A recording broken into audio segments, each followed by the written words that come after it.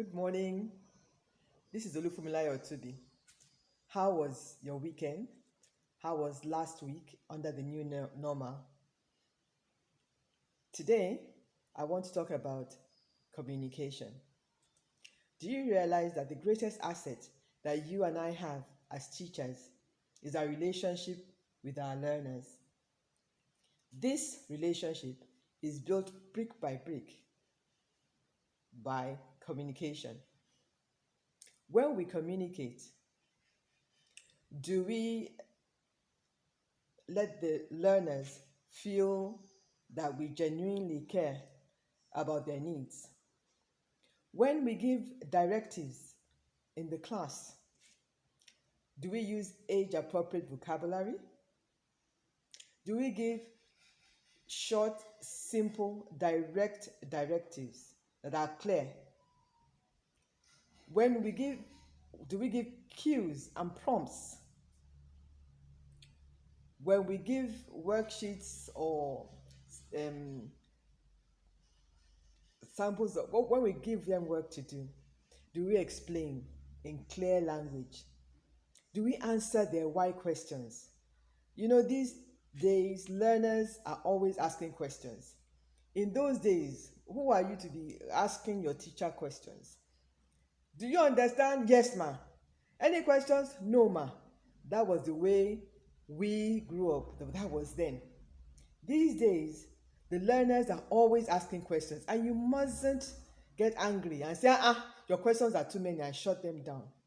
That's the no-no. And then some schools are liberal, they allow music. Music in the background enhances learning, so far as it's not loud and intrusive. Sometimes maybe you use it as a cue. Maybe clear up, everybody, when you want them to clear up, or pieces of paper lying on the floor, they know that the class is untidy.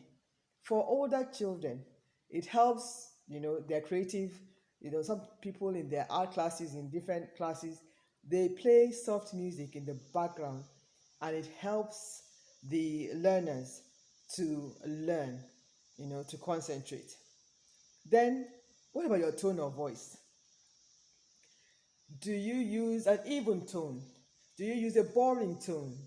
Do you use, too soft? Because don't forget, you have auditory learners in your classroom. Or are you a shouting teacher? My friend, everything is shout, shout, shout, shout.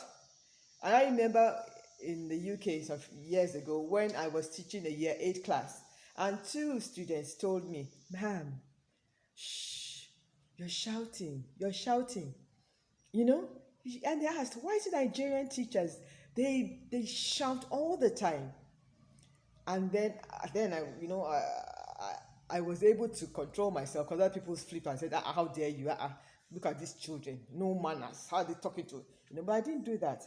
It was a learning curve for me, that I need to watch my tone of voice, because you notice that the learners that we have these days, not only abroad, but in Nigeria as well, the type of learners we have these days, when you shout, they either lock you out, they tune you out, or they shut down themselves.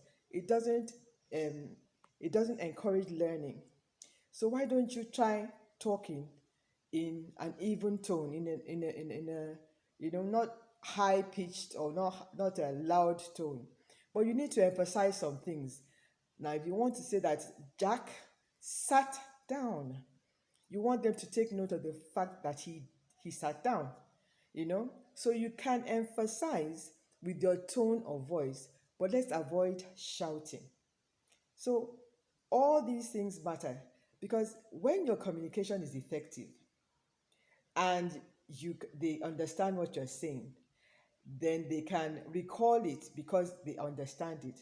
Then you've got a very successful learning, and it helps to improve their relationship with you. And when their relationship with you is very good, you are a successful teacher. So this has been Olufumilayo Otubi talking about communication. Have a beautiful week ahead, and God bless you.